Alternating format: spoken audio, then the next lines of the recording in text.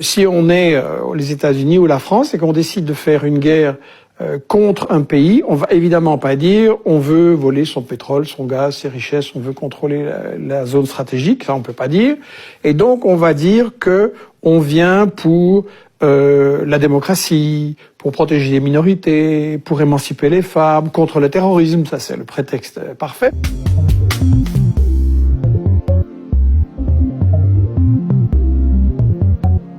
Bonjour Michel Collomb, vous êtes le fondateur et le directeur du site d'information Investigation.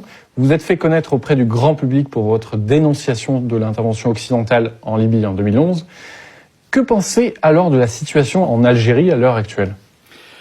Je pense que l'Algérie reproduit le schéma que j'ai analysé à propos de la Libye, et avant cela pour l'Irak, pour la Yougoslavie, il y a la Syrie, il y a le Venezuela. En fait, vous avez une tentative de contrôle par les grandes puissances, les États-Unis, la France, qui veulent contrôler les ressources pétrolières et gazières très importantes dans le cas de l'Algérie, qui veulent contrôler des positions stratégiques, qui veulent aussi contrôler une zone essentielle de ressources, le Sahara, l'uranium du Niger, etc., et qui donc essayent de profiter d'événements et de revendications qui peuvent être légitimes, dans le cas de l'Algérie, il y en a certainement, pour installer leurs pions, leurs marionnettes et contrôler le pays comme ils le font dans énormément de pays en Afrique, en Asie, en Amérique latine. Donc vous pensez que la position française à l'heure actuelle, très prudente sur l'Algérie, peut se comprendre de cette façon ?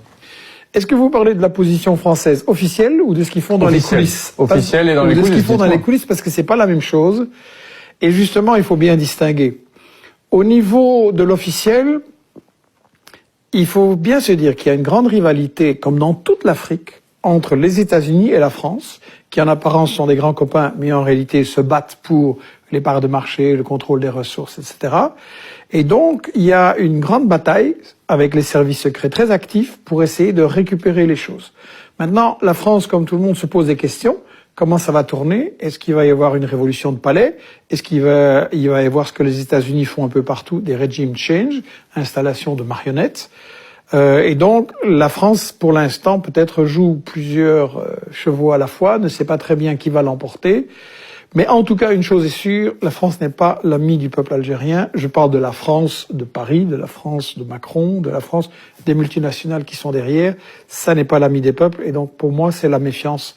Il y a tellement d'exemples où la France, comme les États-Unis, comme la Belgique, je ne veux pas oublier, se sont présentés en humanitaire, on va faire le bien des peuples, on va apporter la démocratie, et puis ils apportent juste plus de dépendance, donc plus de pauvreté, en fait, toujours du colonialisme. Pour moi, on n'est pas sorti du colonialisme, en fait. Donc vous n'êtes pas favorable à ce nouveau printemps arabe en Algérie ?